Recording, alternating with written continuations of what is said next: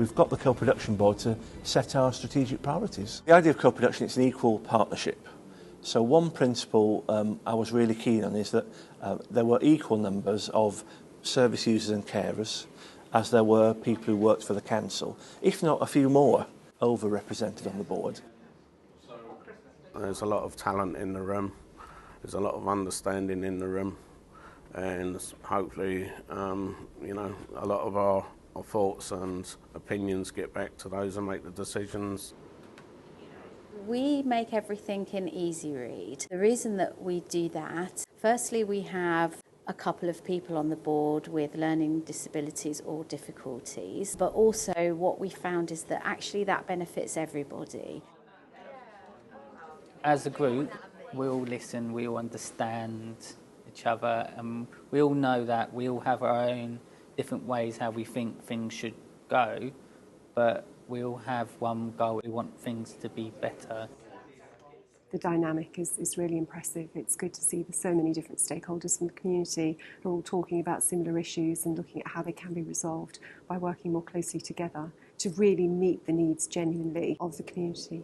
It's all about people, so this is a long-term commitment. In our terms of reference, we're talking about years ahead. We're going to make decisions about this, and members will be co-production board members for 2 years, and then we'll think about what they want to do. And at the last meeting, we had a discussion about, well, actually people might just be getting used to it after 2 years, and so actually a longer term might be better. So we are in it for the long run, and I think we planned initially having quarterly meetings. Well, we're going to make them a bit more frequent to start with, because we've got some big decisions coming through, and people want to talk about lots of things at the start, so that's fine. So yeah, it's definitely the long run in Hertfordshire. Hopefully as a unit we can look at how to get the best out of our ever-shrinking budget. People listen more here, and I think that's very important.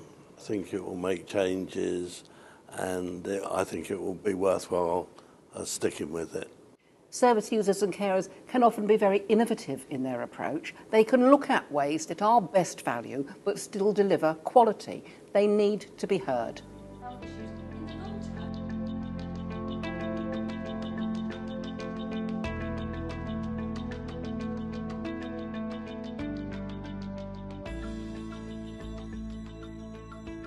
It's really important we recognise the value that people bring to the health and care system, both at a micro level and a strategic level. Micro providers such as Endeavour are key to delivering that person-centred, individually bespoke service that people nowadays want. Parents are thinking about moving into supported living. But I'm a family carer of 2 adult sons with autism and learning disabilities, who for the past 8 years have been living in their own homes with a direct payment package from Somerset County Council. And I'm also the trustee of the Mason Family Trust, who are the micro provider behind Endeavour. Endeavour is a good example of co-production, and the very reasons why it's here and available is because Rachel does understand the issues. She herself knows that by experience and realised that there was a need for something like this. She knows how hard it can be. She knows the struggles we have with everything else, whether it be emotional, physical or independence-wise. Can you find where this goes? I think it's really important to focus on these independent skills. Lydia's certainly benefited from that environment and learning those skills in that environment. I think as commissioners we're moving away from large pieces of commissioning work towards a more facilitative role, so that we help people connect much more with their communities in the future. Oh, this isn't it the label? I think people with experience of accessing services are experts, because they see where the gaps are and where the need is, and actually they're usually people in the best position and best place to do something about it. We've helped over 130 people set up community enterprises in Somerset, offering a whole wide range of services. We all need a whole range, we're all different, and we need services to reflect that. Endeavour can be referred to as a blank canvas. We are not a service provider, we are a building. Now that building can support, whether it's a school coming in, whether it's somebody with a direct payment, somebody practicing for a weekend, coming in for the evening. But it does truly depend on how that provider supports that person. Go on then. It's not a school, it's not a classroom, it's somewhere where we have fun but learn at the same time. She asks us what we want to cook, and then I can ask her what I need to do, and if I've got any problems like cooking or chopping up, she helps me. Endeavour helps Mark become more independent. He's living at home at the moment, and obviously the time is going to come when we're not here to look after him. Endeavour provides the opportunity for him to try out different skills. Will you help yourself? When I'm a bit older, I like to live with friends that I know well and get to live independently in my own house with support helpers to help me. We are and we need to look at providing lots of different settings in which to support people. And people with challenging behaviour need quiet environments. They need low arousal environments, and this is certainly one. So in that way it is quite unique. We have to find somewhere to house our learning, and we have gone through a long process over 5 years of finding the places that meet our needs the best, and Endeavour has been one of those. We can teach a lot in the classroom, but it doesn't provide contextual learning. Things like cooking, doing the laundry, gardening, even things as simple as socialising around in the living room, watching the TV and playing games together. 27. I have. Co-production is a way that we like to work anyway at Selworthy, so that the learners take a great lead in their learning and they tell us what they would like to learn, and then we are able to facilitate that, and Endeavour has made that even more possible for us. I'd like to get to a point in the future for us that it's duplicated. Doesn't have to be duplicated by us. So have that conversation with other organisations or individuals that have got a holiday home in an area near you, and basically get them to have that conversation about whether or not they'd open up their doors for it to be used in this way.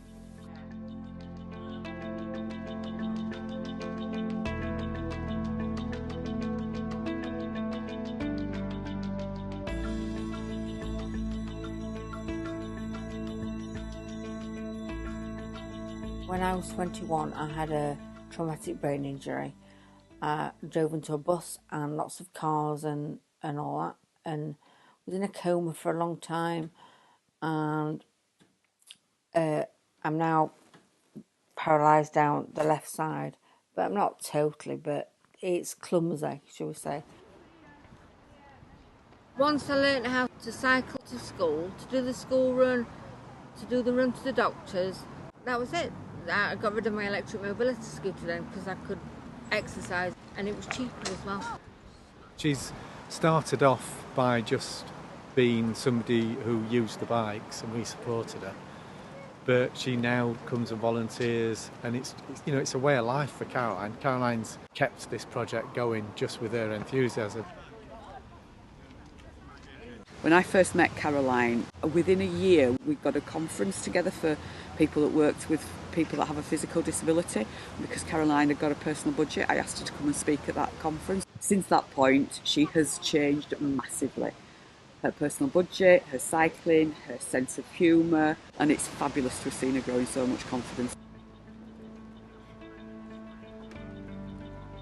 If you have the right conversations with people about the outcomes that social care have agreed to fund and the different ways to meet that, you'll always get a good answer, and quite often it's an answer that's more sustainable and is more cost effective. I think that co-production is just such a key for the way that we shape services and we shape opportunities in the future, and as part of that, actually re-looking at how people use direct payments. I know that with squeezes on funding in recent years that's become more and more difficult, but actually looking at examples like Caroline and just seeing the difference that's made. Some of those ideas, or I could bring that back here for some discussion. group that we have here is the Brain Injury Research Rehabilitation Partnership, which is a group of people who've experienced brain injury and survived, their carers, and various members of staff. The quality of what's produced is so much better that it's worth it taking a little bit longer and trying to work through any of the challenges. Working in that way brings up. Professionals bring great many qualities to the table, but what they don't, by and large, bring is the experience, the lived experience of having a brain injury in modern society, and for our purposes in this research project, the lived experience of being on the recipient of what we try to provide. It's given me the confidence to go out and do other things that I didn't think I would be doing. And I think what I fetched at group is a bit of an ilk for the methodology. This was my first platform at publicly speaking, really, and being part of my community. And then from there, I've gone on to do the cycling, and you've seen how fantastic that is, and carrying the Olympic torch, and being a health champion in Buckingham Palace, and Paralympics with Nick Clegg, and I love it all. A single mum, although many people might think this is hard, it's been a blessing. I love my kids, they're just wonderful, and my life's been good. So despite everything, my life's been good. I think if my mum carried on a mobility scooter, then she wouldn't be able to get up off the chair, she wouldn't be able to do anything for herself, but it's made her a lot more able to do different things. The cycling and everything has helped to help others within society who have been through the same similar sort of things. It improves not only her life but other people's.